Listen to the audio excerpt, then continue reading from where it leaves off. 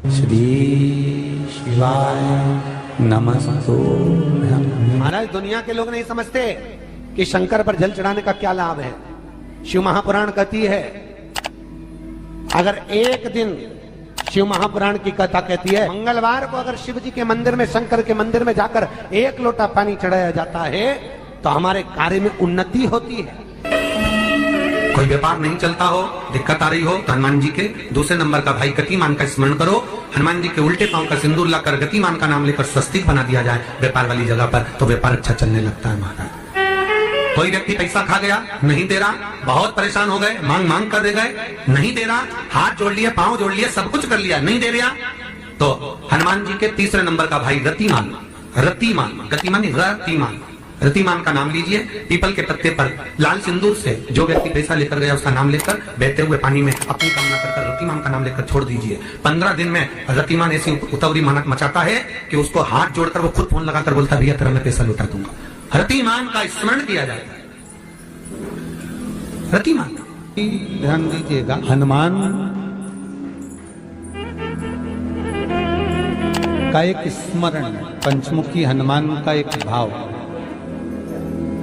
महाराज जैसे बहुत ज्यादा तकलीफ अगर व्यक्ति को हो गई है, बहुत कष्टमय जीवन चल रहा है, हार गए हर जगह से और तकलीफमय जीवन चल रहा है, तो पंचमुखी हनुमान का एक शिव महापुराण का और स्कंद पुराण का एक बड़ा सुंदर मंत्र है। उस मंत्र को आप सब एक बार हमारे साथ में बोलें। ओम नमो हनुमते रुद्र अवताराय सर्व शत्रु संहारणाय सर्व रोग हराय सर्व वशीकरणाय रामदूताय स्वाहा। बस इस मंत्र को हाथ में काली तिल लेकर, एक जौ लेकर और गूगल लेकर, थोड़ा सा इसमें गाय का घी डालकर, कंडे को या अग्नि को जलाकर इस मंत्र का 11 बार 21 बार जाप कर कर अपनी कामना कर कर छोड़ दीजिए। कैसा भी रोग हो, बीमारी हो, कष्ट हो, दुख हो, तकलीफ हो, 21 दिन के अंदर वो आनंद आना प्रारंभ कर देता है। इस मंत्र, स्कंद पुराण का, शिव महापुराण का ये मंत्र मूल पंचमुखी हनुमान सुख दे। और एक और चीज याद रखिए हमारा, यदि कोई काम के लिए जा रहे हो, कोई व्यापार के लिए जा रहे हो या नौकरी करने के लिए जा रहे हो और लगी नहीं रही, बहुत तकलीफ पा रहे हो, सर्विस ही नहीं लग रही, बहुत कष्टमय हो गया, तो निवेदन करूंगा 5 पीपल के पत्ते पर बेसन के 5 लड्डू घर में बने हुए, गाय के घी के 5 लड्डू रख लो। उस लड्डू के बीचों बीच एक आटे का दिया और उसमें तिल्ली का तेल डालकर इसी मंत्र का प्रयोग कर कर पंचमुखी हनुमान का किसी भी हनुमान के मंदिर में जाकर, दक्षिण मुखी हनुमान के मंदिर में जाकर उसको रख कर आ जाइए। इसके बाद आप उस काम के लिए जाइए, आपका काम सफल हो जाएगा। आपको किसी को नहीं कहना पड़ेगा कि हाथ जोड़ना नहीं पड़ेगा, किसी के पांव नहीं पड़ना पड़ेंगे, तुरंत काम होगा। बस इस मंत्र का स्मरण कर कर पंचमुखी हनुमान का भूतेश्वर जो मंत्र है वो सुख देगा। पूरे घर में वास्तु के हिसाब से केवल एक दीवार ऐसी होती है जहां पर हनुमान जी का चित्र लगाया जाए।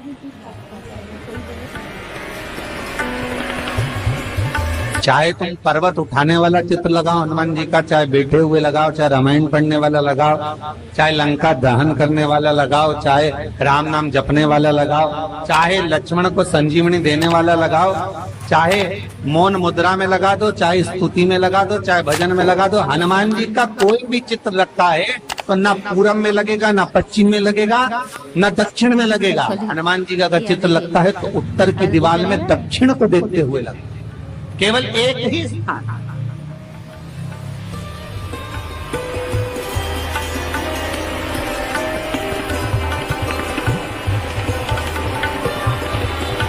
जैसे पूर्वजों के चित्र को, पितरों के चित्र को, गए हुए हमारे जीवों के चित्र को दक्षिण में विराजमान किया जाता है, उसी तरह हनुमान को उत्तर में विराजमान कर कर दृष्टि दक्षिण में करते।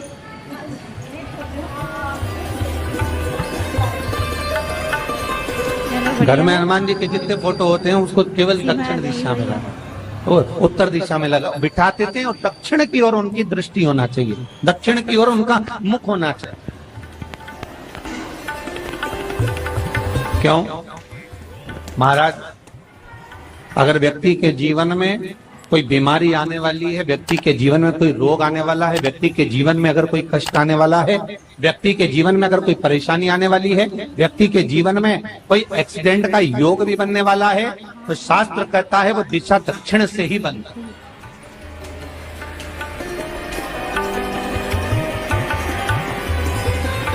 ये दक्षिण जो दिशा है ये यम की दिशा।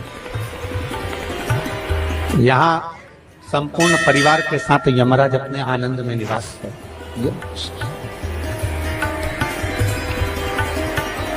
और जब हमारे घर में, हम ये नहीं कह रहे कि आप हनुमान जी का फोटो लगाओ, हम ये भी नहीं कह रहे, आपके घर में हो और आपने अगर विराजमान कर रखा है किसी दिशा में, तो हमारा तो निवेदन रहेगा, अभी तक आपने अगर जैसा रखा, पर एक बार दिशा बदल कर देखना कि रोग, बीमारी, कष्ट, दुख, तकलीफ में आपको लाभ मिला कि ना। हनुमान जी ने केवल दक्षिण दिशा की ओर अगर मुख कर हमने विराजमान कर दिया, फोटो ही विराजित किया। हम ये नहीं कहेंगे आपसे कि आप बाजार से फोटो खरीद के लाओ फिर लगाओ, नहीं, आपके घर में हो तो आप लगा दें, आपके घर में हो तो विराजमान।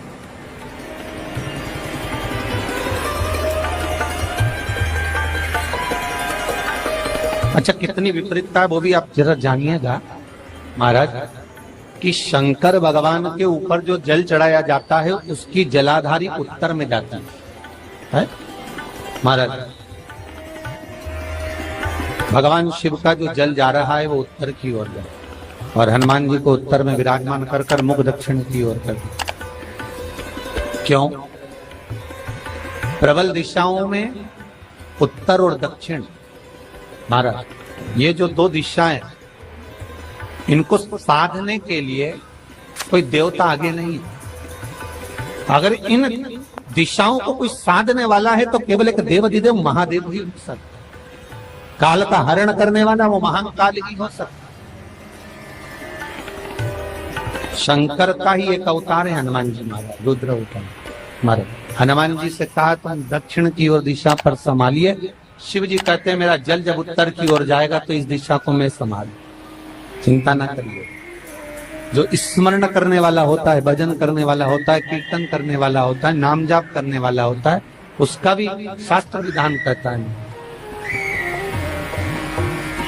उसका भी व्याख्यान वर्णन करता है कि जैसे एक दिशा के रूप में हनुमान जी महाराज को विराजमान कर दक्षिण की दिशा पर हम विजय पर, अर्थात रोग पर, बीमारी पर, कष्ट पर, तकलीफ पर हम विजय प्राप्त कर सकते। ऐसा नहीं कि ऐसा कोई रोग नहीं जिसकी दवा नहीं है, पर जब तक भगवान की कृपा नहीं होगी तब तक कोई औषधि मिल सकती नहीं, कुछ प्राप्त नहीं हो सकता।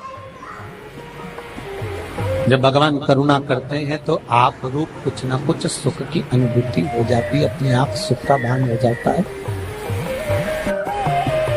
तो जैसे दक्षिण का जो स्वामी तत्व है, दक्षिण पर जो दृष्टि देने वाले श्री हनुमान जी महाराज है, इसलिए हनुमान जी को उत्तर की दीवार पर विराजमान कर उनका मुख दक्षिण की ओर रखा जाता है। वास्तु शास्त्र के हिसाब से, वास्तु नियमों के हिसाब से सारे फोटो कहीं पर भी लगा सकते हो, पर हनुमान जी का अगर फोटो तुम्हारे घर में है, हनुमान जी अगर तुम्हारे घर में विराजमान है, हनुमान जी का चित्र तुम्हारे घर में विराजमान है, तो उसका मुख दक्षिण का होगा, तो रोग, बीमारी, तकलीफ, कष्ट ये सब दूर हटते। कई लोग प्रश्न करते हैं, गुरुजी आप कहते हो कि हनुमान जी महाराज शंकर भगवान का एक अंश स्वरूप है, एक अंश। पूरी शिव महापुराण की कथा को उठाकर देखिए, स्कंद पुराण को, मत्स्य पुराण को, कूर्म पुराण को उठाकर देखिए। एक बाणासुर का चरित्र और एक श्री हनुमान जी महाराज का चरित्र बहुत सुंदर। शिव का एक अंश माता अंजना के तप साधना से शिव की प्रागट्यता और शंकर भगवान की प्रागट्यता से शंकर का स्वरूप प्रकट है। इसीलिए तो कहते हैं शंकर सुमन केसरी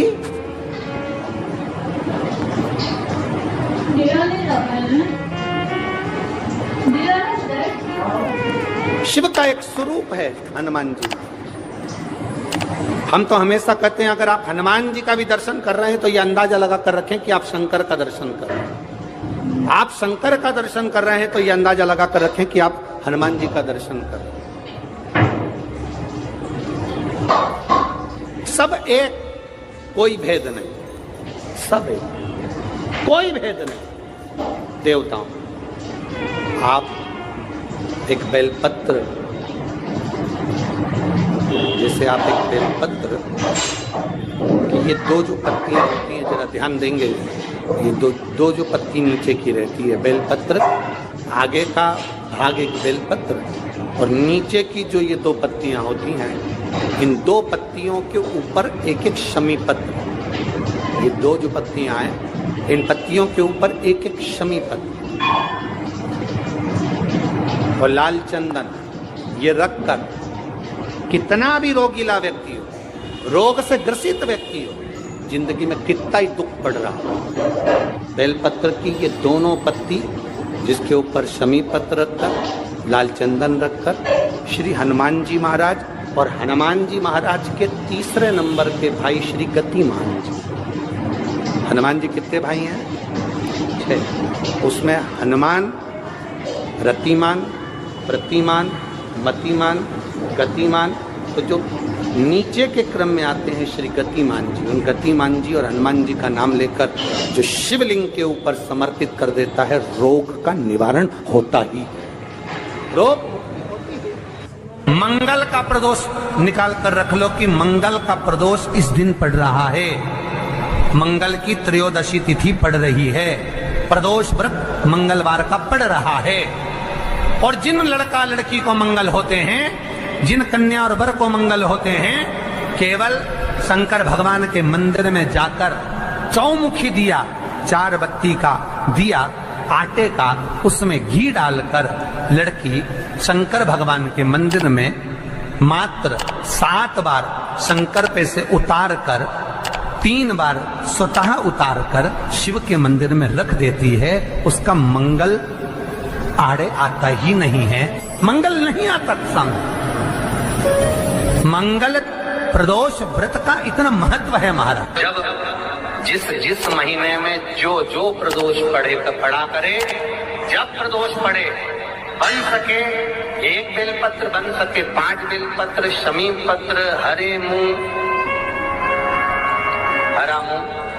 बेलपत्र, एक कलश के अंदर थोड़ा सा पानी लेकर 1 बेलपत्र, हरा मूंग, शमी पत्र डालकर और उसमें थोड़ा सा गुड़ डालकर भगवान शिव का स्मरण कर कर प्रदोष काल में, मान लो कोई काम आपका बहुत जरूरी है, बहुत दिनों से अब थक गए हैं, नहीं हो रहा, कर्जा बढ़ रहा है, धन नहीं आ रहा, व्यापार नहीं चढ़ रहा, या कोई समस्या बहुत प्रबल है, कोई एग्जाम में बैठ रहे हो नहीं हो रहा, परीक्षा भी दे दी है, रिजल्ट आने ही वाला है, तो भी प्रदोष काल में, प्रदोष के समय वो जल, मूंग, शमी पत्र और बेलपत्र और गुड़ का शंकर के शिवलिंग को समर्पित करना प्रारंभ कर दो।